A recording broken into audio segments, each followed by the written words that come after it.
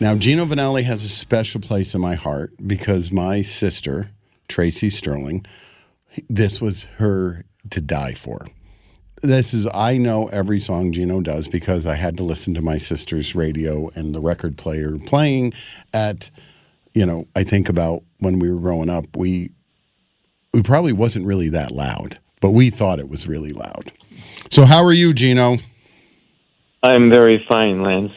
And thank you so much for coming on to the show. I do appreciate it. And my heart fills with joy every time I talk to you because I think of my sister and how happy you made her. Well, I'm happy to please. And this is what, knowing, like, my sister, what a crazy fan she was. Like, I'm curious to know, tell me some of the crazy fan stories because you had to have had, my sister was in love with you. And I don't know if she could control herself if she ever saw you in person. And that's had to have happened to you. Well, it was a combination of being, 22 years old and being the early 70s and, crazy young women. So, I mean, it was a formula for disaster. Yeah, and thank God they had bell bottoms and low-rise jeans. So do you have any good stories? I know you're the faithful, was married guy and stuff, but like even being friends with Fee Waybell, he tells me stories about these women, and I think I was on stage once when this woman came up and flashed him. And I thought to myself, 60-year-old women shouldn't be flashing people. No, I know. I felt that way in Monaco with some of the elderly women who went topless. And isn't it amazing how everybody else got old and we didn't? We just stayed the same. I know that. I realize it's tremendously biased, but I think twice myself before I go topless. I would agree with you. Yeah, and well, it depends on what bra I'm wearing that day. So, the thing that always amazed me about the Gino Vannelli was the rock. Are you rock? Are you pop? Are you jazz? Are you R&B? You are you, and that's crazy because you really don't label yourself because.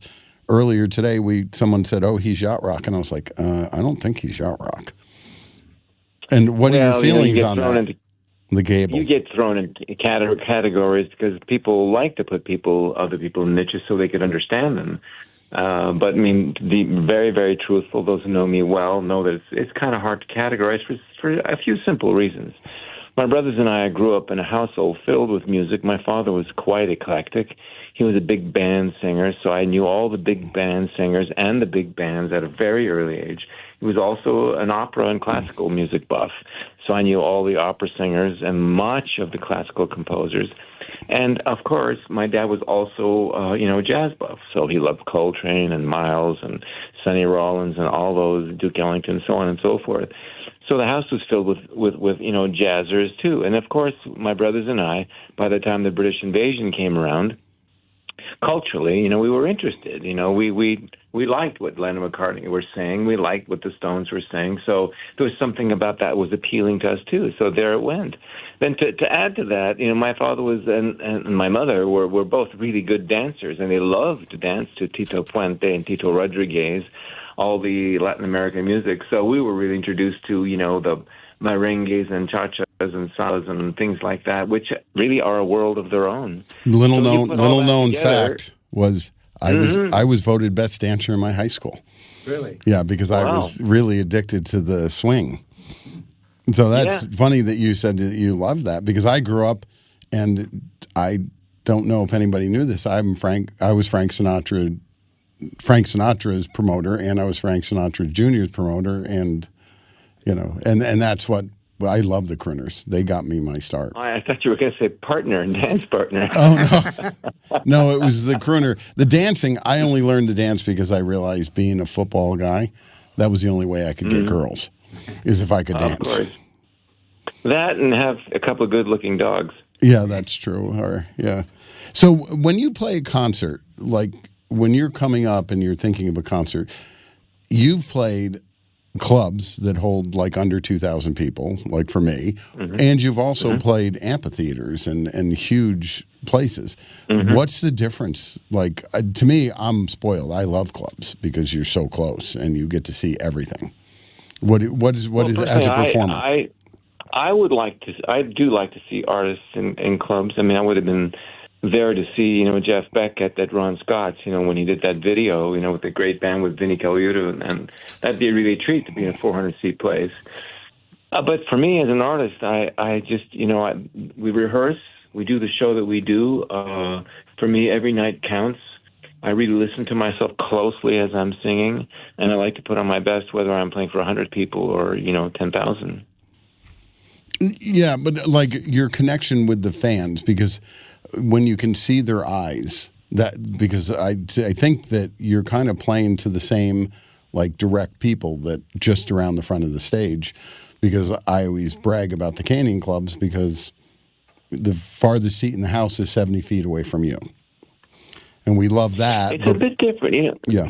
Lance, when you have in the old days when you used to have monitors and amplifiers on stage, you really felt a little bit different about the atmosphere. Artists today, I mean, to protect your ears, protect your body, we all wear in-ears, in-earbuds, and all those kind of things. So you create your own atmosphere inside. And sometimes I won't even hear the applause, and I'll ask my brother, "Were they applauding?" I didn't. So I live really to hear the band in my ears, like I'm in the studio, and really to perform the best I can. And of course, I see the whites of people's eyes and all, but it's a bit different than it was years ago, where everything that went on in the audience really mattered a lot to the stage. It does, but not like it did. Yeah, and that's where, but I always realize that it's like-minded people, because people don't realize when the first person comes in and they drink a vodka tonic, then 80% of the people are drinking vodka tonics. And it's funny because it's kind of like when you say the word Doobie Brothers, because when I help people market, I go, okay, picture the Doobie Brothers or picture Gino Vannelli. Who is his fan? Let's describe who they are, let's describe where they work, and let's describe what they're doing right now. And that's the best way to do your marketing, is to be able to find that fan, to find out what they're doing and what's important to them, and then appeal to what's important to them. Because you have a show coming up here pretty soon, don't you? I do, yeah, October 30th, right? Yeah, I'm excited, and I know that the last time you played there, we filmed a show there, right? It was a couple of shows before. Yeah, and we worked up 5 new songs in the set, and including some pretty ambitious ones, King for a Day, and some of the cuts from the new album, The Life I Got. And well, Luann's going to put some packages together to hopefully we're going to give away some of those CDs that you signed for us and everything, and we really do appreciate that. Sure. The energy that you get, like your whole family, because I know your 2 brothers, and and literally Ross is sitting right in front of me, and I know Ross because my interactions with Ross is he handles your production, but he also wrote songs with you, right? And your other brother, I know because when I do Tower of Power, they handle all the accounting and everything. So your family is in the music industry. Yes, they are. Yeah, and I have to lean on that because my family, my son owns a restaurant that does live music 7 nights a week in Park City, and my daughter worked at CAA, and now she works at Big and Loud. And it's crazy because your family just stays in the music business and the concert business. Well, it was just such a natural thing for us to do. I mean, I had groups. I played in a club band when I was 10 years old. I used to be in a relief band. What was the name of the club band? Well, I don't remember the name of the club band because I was the relief drummer. When the drummer couldn't make it, I would make it. But we played a place called the Casaloma, which was a very popular club in Montreal. How old were you, Gino? He said he was 10. I was 10 or 11. And then by the time we were 12, 13, my brother Joe and I formed a a pop group, a R&B pop group called Jacksonville 5, and then later on Ross joined us when he grew up. came of age. And, how much older we put are a your lot of brothers pressure on Ross. than you are, Ross? What's that? I was asking Ross how much older his brothers are than you. I think 3-4 years younger than Really? Gino, and 4 or 5 years younger than Joe. But when you're 18 and you're 14, it's a huge difference. Yeah, I remember that. I remember that very explicitly because growing up, I find it amusing when I talk to younger people today, and I go, "Oh yeah, when I was like 10 years old, I was driving tractors and baling hay, and reaching my hand in balers."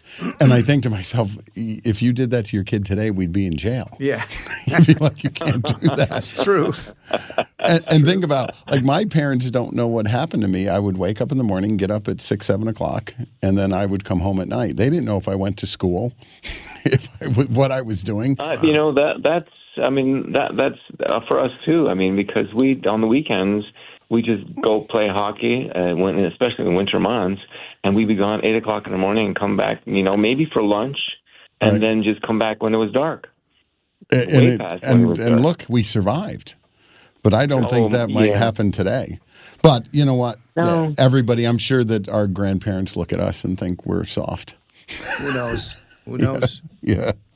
Yeah, maybe. But, the 60s generation was more of an exploratory generation. The counterculture really kind of made us expand further, and we wanted to get out there. I mean, I left home when I was 18 and moved to New York for about a year and a half, and I slept anywhere I could. Didn't bother me. I would never do it today. Yeah. Yeah, I think about sleeping in your car. We didn't consider that homeless. Yeah, I mean, we slept in our car all the time. The first year I came to L.A., I slept on a couch for a year. That's everybody's house. Yeah, but what a couch. Why? I still had that couch. So, Ross, what year did you write, Just Want to Stop? 77. It was 77. So you guys were already on tour. Well, no, Gino was in London with Joe working on Pauper in Paradise. Right. And I was in L.A. by myself for a couple of months. Oh, really? Yeah. And what made you come up with those lyrics? Well, being from Montreal and just thinking about Gino and the live shows. That song, like I was telling you earlier, really was a catalyst for fans who weren't fans yet to bring him to Gino and that album, Brother to Brother. Yeah, and that song in particular, and it was a timing. It was a timing thing. Yeah, because Gino was having success at that time, but what happened? His singles, let's say, was very successful in Atlanta, or very successful in Dallas, but not at the same time. So "Stop" was basically a song that kind of created unity at one time for radio. And it really hit because I noticed what's the difference in the audiences? Because here in the United States, you're popular at this genre, this level, but in Japan or in Europe, it's very different, isn't it? Different crowds. It is, but it kind of went everywhere. That's why Gino goes to Japan, draws people. He goes to Italy, he draws people, and not necessarily for "I Just Want to Stop," but that song brought him. I get it. To yeah, because I think about his albums. Yeah, I think about what drew my attention to my sister, just the repetitive, song playing all the time, and I think about that today. The kids don't do that. We took the record, put it on, watched from song 1 all the way down to the last 7 songs, and then we turned it on B-side, and we knew all the B-sides. For us as kids, I mean, I would go downstairs in our basement and sit there for hours and hours and hours and just look at lyrics and listen to music. And I remember being on a plane about a year ago, and I was a young couple, and I asked them, and I says, "How do you guys listen to music?" "Well, what do you mean?" I says, "Do you guys ever just sit down and in a room and read lyrics?" Oh my God, what a concept. They had no idea. Nobody does that. And it amazes me because I think about the way we grew up is, I know B-side of every song. I know the entire album because you, of course, wouldn't listen to one song on an album and then change albums. You listen to the entire album. Yeah, but today it's a playlist. That's the crazy thing is still today, I think Apple's trying to come after me because I bought a bunch of Milli Vanilli videos and they want them back. I'm like, geez. you can't have them back. Yeah, I wonder today, do you think anybody would even have a problem with Milli Vanilli? Nah. I think everybody's auto-tuned. I don't think that's anybody's voice. It's changed. Things change so much.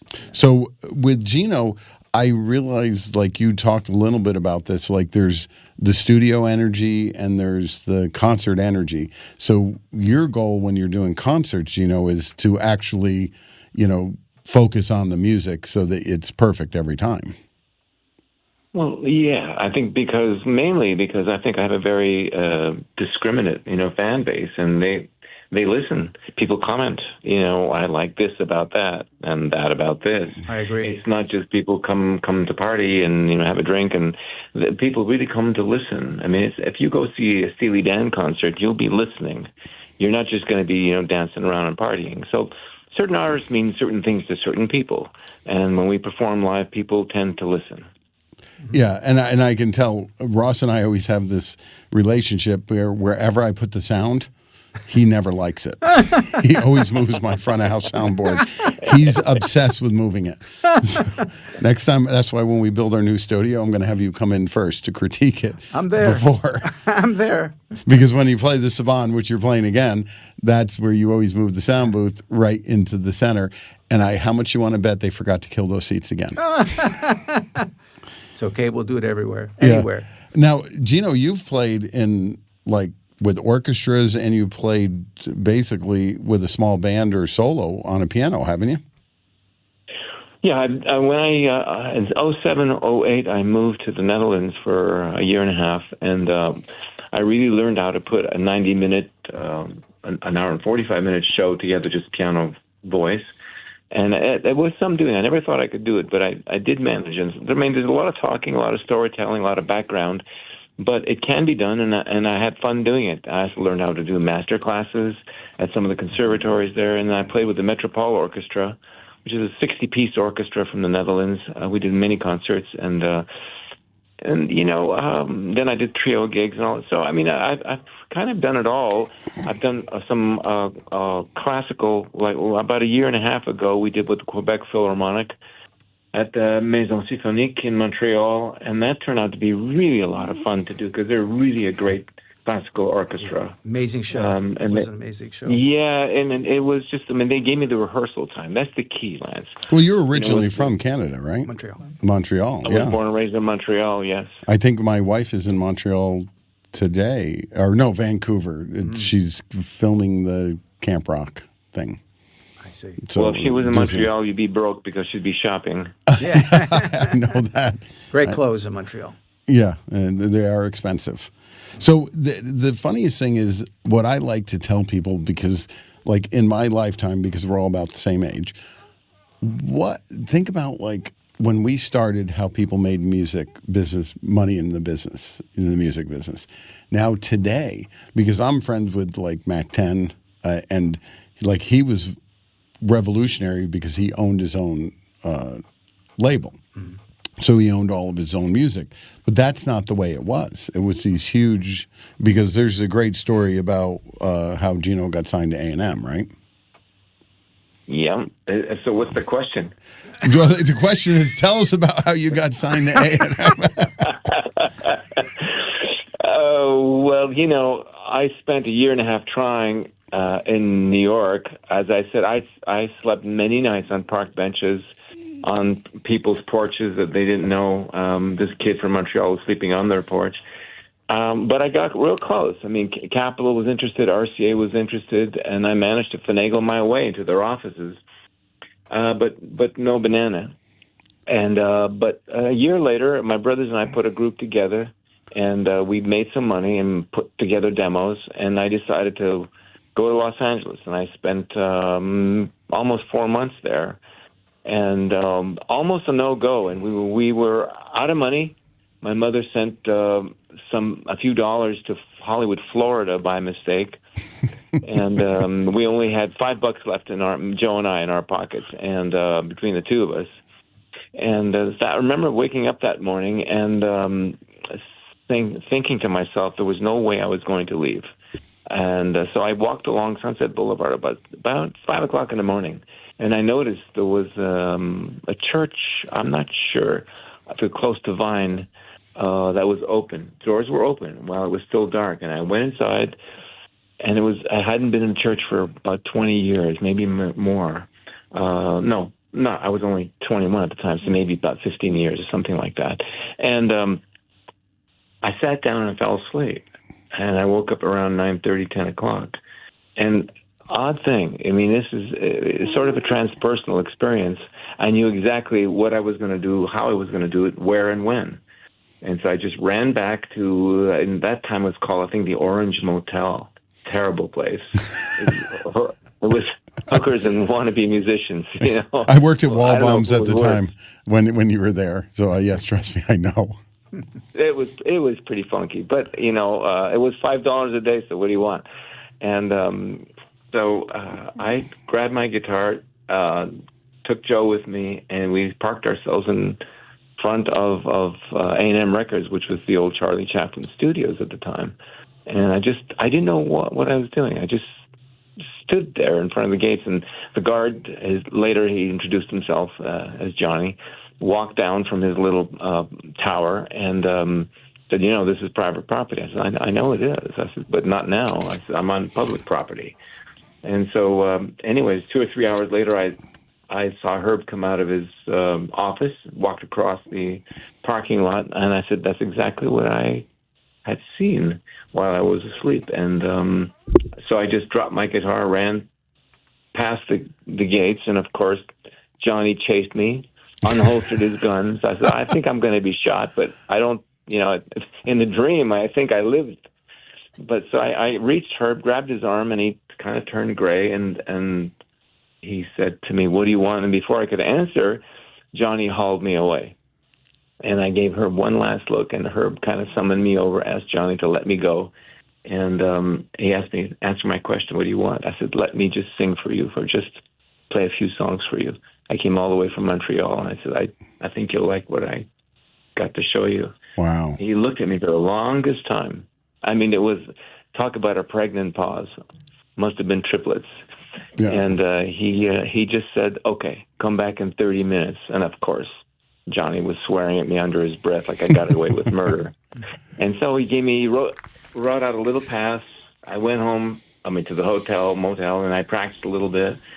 And I went and knocked on his office, and he just laid his head down on the back of his hands and let me play. He said, just play, he said. Wow. So I played for almost half an hour. And he just lifted his head again, an ultra. They should make a movie about that story, because that sounds so unreal. Because judging from all of my experiences, they're never that nice. Yeah.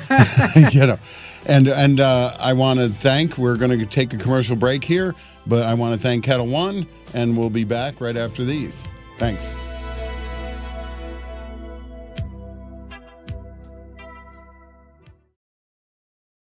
Hey, and we're back. We're back with the Vannellis, Gino and Ross. Hey. And we were just telling about the story of how you were signed to A&M and how you convinced them to let you play. And I wanted to cut you off because we had a break, so I was wondering if you had any more to that story, Gino. Well, the only thing was that when the words, all that Herb said, when I finished playing my little set for him, he lifted his head and just said, welcome to the family. And as he walked me out, he said, but I want to produce your first album. And I said, okay. And so I always say you'd much rather be lucky than smart. Because the concept of telling someone to go sit in front of A&M, that would never work. No. It worked. I know that. But, they're good people. Because we come across good people. Herb and Jerry were always respectful to our parents, and they were very, very beautiful people. Yeah. And it's funny, in the music industry, as much as you think it's a bunch of, like, stab-in-the-back cutthroats, I've met the nicest people on the face of the planet. Well, listen, Herb, just, Gino, I'm going to tell Lance about this, is that when we did Live in L.A. at the Saban Theater, I asked Herb to, would he do an interview? And he agreed and everything, and the day we were supposed to do it, his assistant called back and said, Herb can't do it. He got in late. It was a late night. He was performing or something. I said, wow, all the cameras are set up. Everything's ready to go. And he says, okay, come on over. And he did it. Really? So he's a very And we come across people, and in an industry where Live Nation, AEG, and you get it with monopolies with Ticketmaster, Access, and we all have our opinions. right. But as a group of people, we get along pretty well, don't we? It's only the really cutthroat is the new artist. Yeah. You know what I mean? Because, like, I feel like even with BB King and Gino, that I look at like this is a friend that's coming back, and this is not, I do this out of love, and if I didn't do it, I'd be going to one of his concerts anyway. Yeah, that's nice. And that's when you think about like all of the emotions that, that's the part that I get so impressed with. Like, I come up with ideas and they're in my head for half a second and then they're gone. And then if you ask me 5 minutes later what the idea was, I can't remember.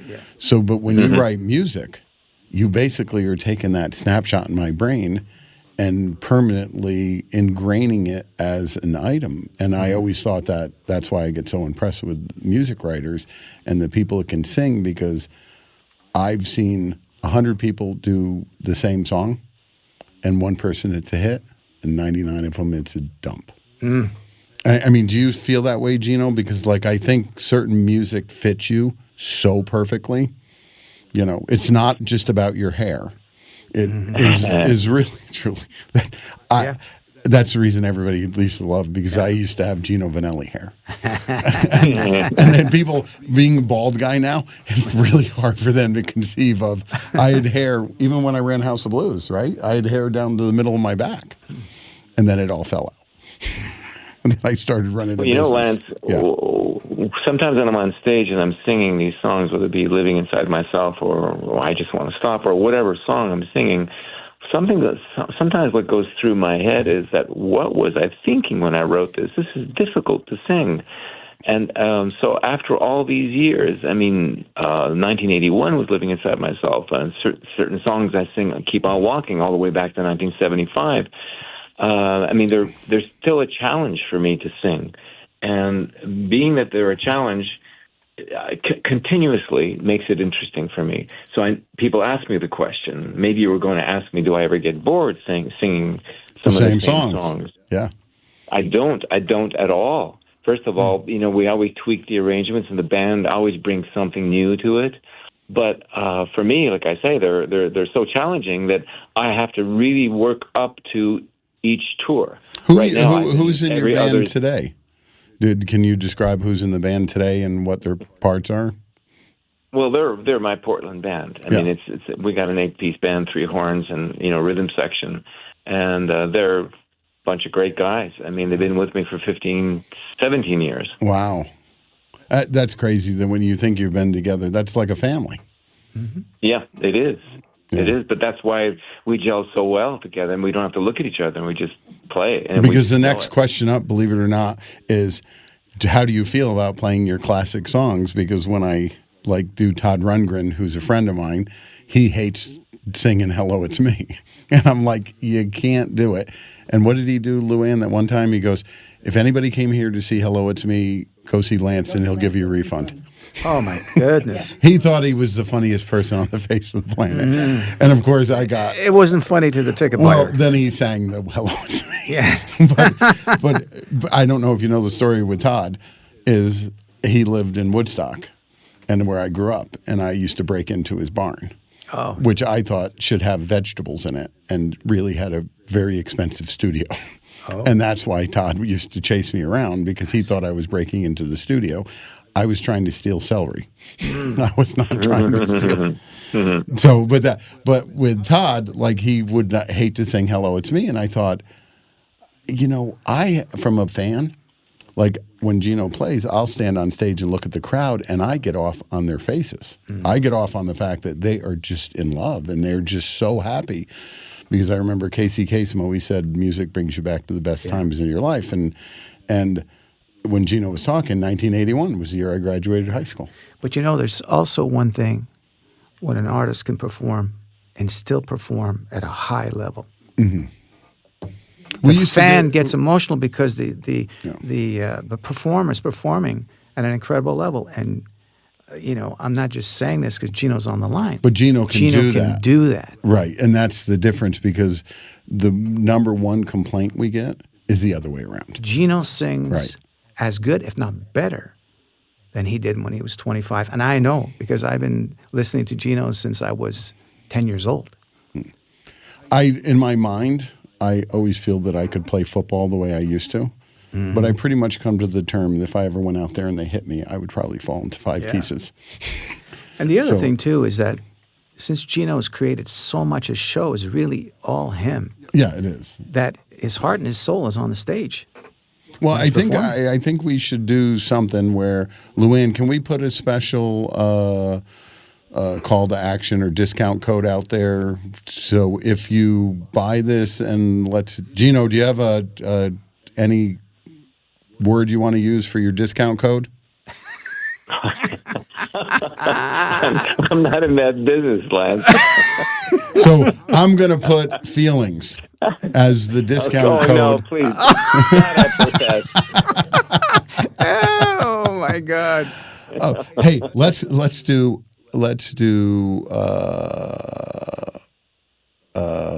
hair. Okay? So let's do it and do 2 for 1. And whoever posts this on their social media, we'll run a raffle and we'll give them a signed show. Okay. Sounds pretty good. All right. So, so in the thing, like, do you, like, you don't have to worry about making money today, really.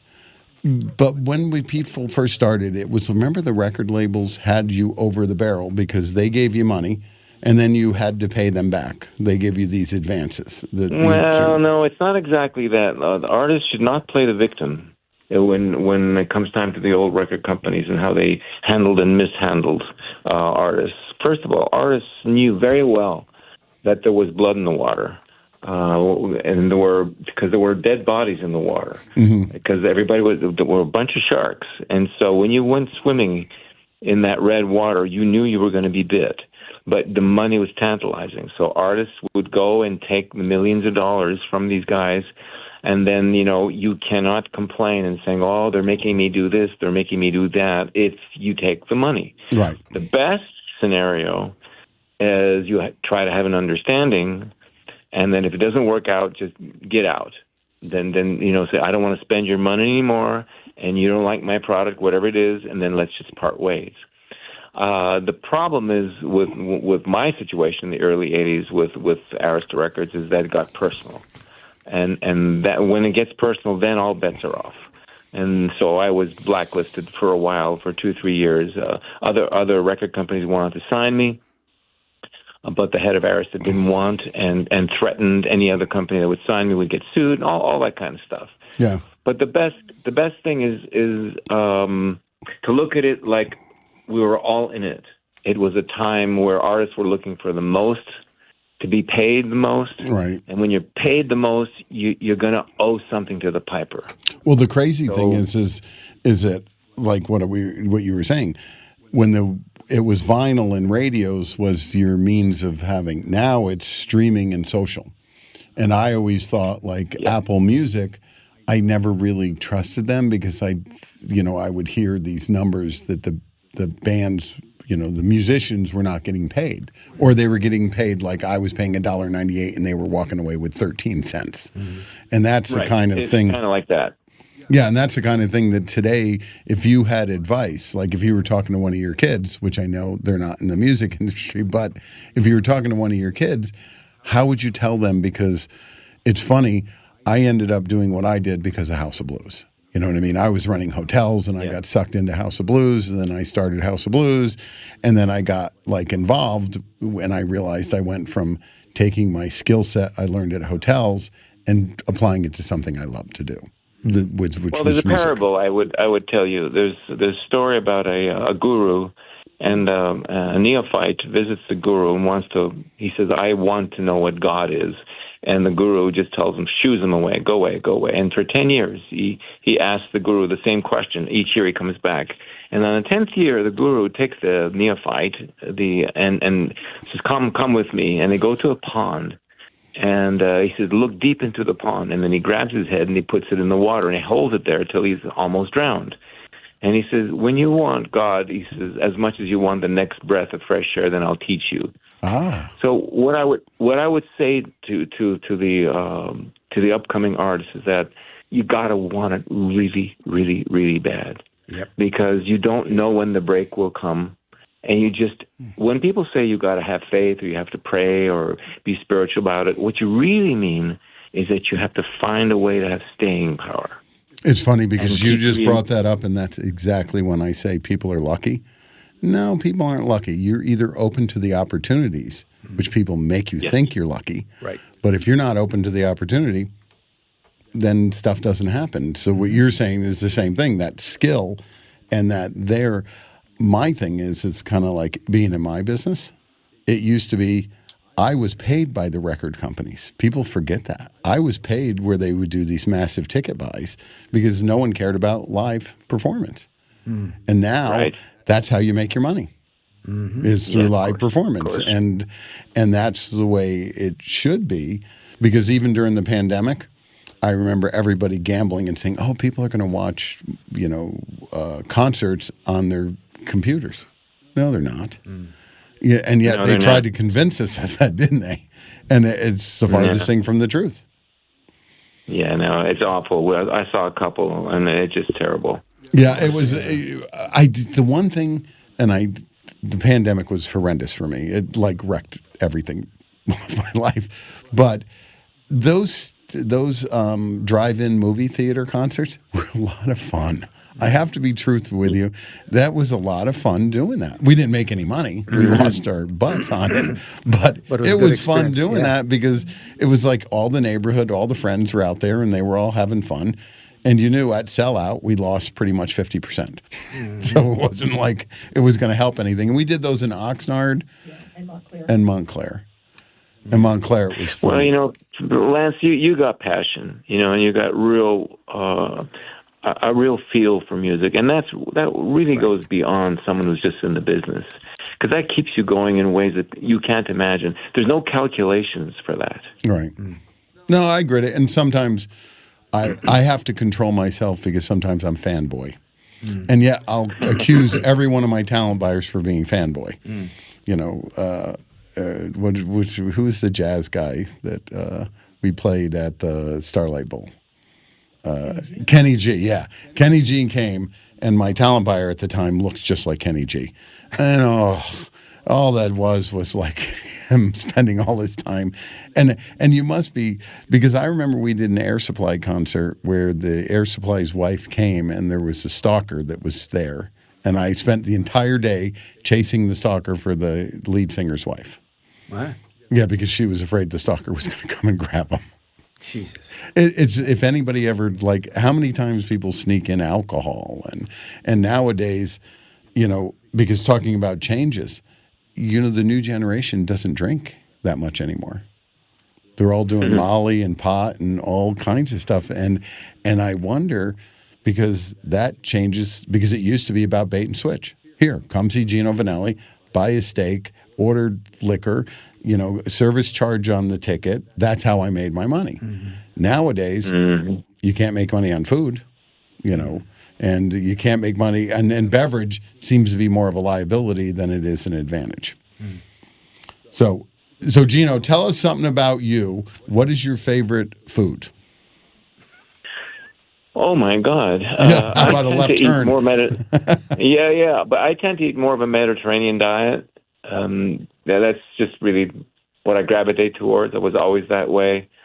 A little bit of protein here and there, but more of a Mediterranean diet. And was that what you grew up with, or over the time, just for your health purposes, Not really. You kind of just migrated to it, or no? No, we grew up, late 50s, 60s, and 70s. My parents, were a typical North American diet of, steak and potatoes and pasta and things like that. As I got into my 20s and I was really aware of my staying power, of my ability to perform 150 nights a year, I'd really searched for the best diet that would keep giving me the right energy, or at least not bog me down. Because people forget what you do is extremely exhausting, because I travel a lot.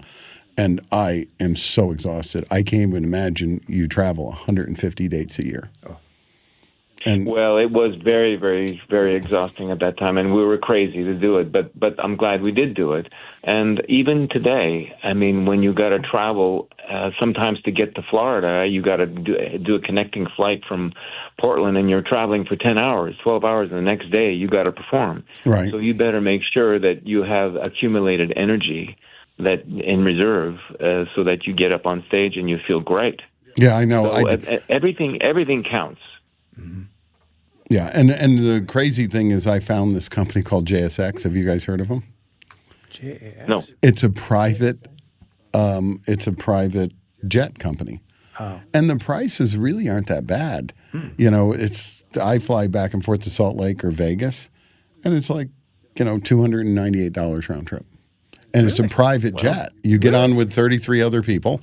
You can take your dog. And you can take your dog. And the joke is, that's how we all found it, because we all have dogs. And did you know when you fly Delta or American, you're only allowed 2 dogs on a plane at a time? Yeah. And these people, you go on there, the dogs are there, there's service animals. Wow. But it's funny because you say that. It's made me, because I couldn't imagine traveling 150 dates a year. How many concerts a year do you do now, Gino? Yeah, 40 or Well, 50. now maybe an average of 25, something like that. So you're every other weekend at least. More than that, Gino. Is it really? Yeah. Well, maybe 30, 40. I Well, don't coming know. from 150, Yeah. it's easy. It's Well, cakewalk. Sometimes it's more like 40 or 50, but it depends the year. And every time it's exciting for you because you relive, and that's what I try to tell people is we relive our fans, because I kind of look at me as a person that brings people music. I bring happiness to people. We don't treat the Well, shows. we look at it differently. Go ahead, Gino. We look at it a bit differently because when you're doing 100 shows, 150 shows a year, it becomes sort of you can't help but feel the tedium of it, of on the road again, on the road. But whereas when you do somewhere between 25 and 40 concerts a year, everyone is special, and Ross makes sure that everything's really, really, take I lot of care. will verify that he does do that. Yeah, I know, and as for me, much I'm friends as very, we very are, conscious of it. he won't bend anywhere. Well, we care. Yeah. Hey, did you ever play in Albany, New York? New York? Yeah. Yeah, Albany, New York? Yeah. in a long No, time. I think the closest was Rochester and Buffalo. It was funny because my uncle was in Albany, and I always thought that I remember my love for music came from me going and seeing my uncle on stage. And he was 9 years older than me. So it was like, you were only 3 years younger than Gino, right? Yeah. So he was 9 years older than me, so he was a god. Oh my goodness. And then he would first start, he was that band in like 1976 where he had a projector, like the old-fashioned projector. Really? On stage? No, he would project on a white sheet behind the stage. His band's name was Eros. I guess they were big in Montreal. Were they? Yeah, Yeah, but I heard of them, yeah. yeah, and that was my uncle. And he gave me a Flying V guitar. Okay. And the messed up thing is he gave it to me, and I held on to it for, 45 years. What'd you do with it? It's $150,000. Oh, my goodness. He didn't like it because it was so heavy. Remember the Flying Vs? They were so heavy that people couldn't pick them up and play them. And it's sitting in my son's restaurant. Wow. I got a story for you, Lance. Yeah. Buffalo Yes. and Rochester. Now that you mentioned Albany, the first major gig that my manager was Sherwin Bash at the time, and he was manager of the Carpenters and Jim Croce and a few other big acts. Yeah. And he came to Montreal. He had a big gift for me, a big box, and it was heavy, really heavy. I was wondering what it was. I opened it up. It was a jean jacket completely covered in rhinestones. I mean, it was a damn mirror. So You still have that's it? Not the big. No, not after what happened to me. Oh. So let me continue on. So he says, and here's the real good news. He says, you're going to open up for Liza Minnelli. He says, in Buffalo and Rochester. He says, in a month from now. I said, really? What? I said, do you think it's the right thing for me? He said, it's absolutely the right thing. You should. He said, you're going to kill him. Okay, so we get to the War Memorial in Buffalo, and I got my jacket, and it weighs me down. It's really an albatross. Yeah. But, it looks kind of cool. So they're announcing the opening act. And the guy comes out, and Ross could attest to this. It was a terrible PA system. It was an old Altatech system that just was, all the speakers were broken and whatnot. And the War Memorial at the time, was really notorious for being the worst sounding Coliseum. So a guy comes out, ladies and gentlemen, blah blah blah blah, and he announces, but first we have Vannelli.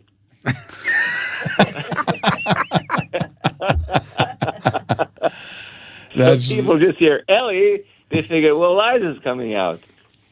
So my dad was next to me on the side of the stage and was always worried that I was going to get, canned or something like that.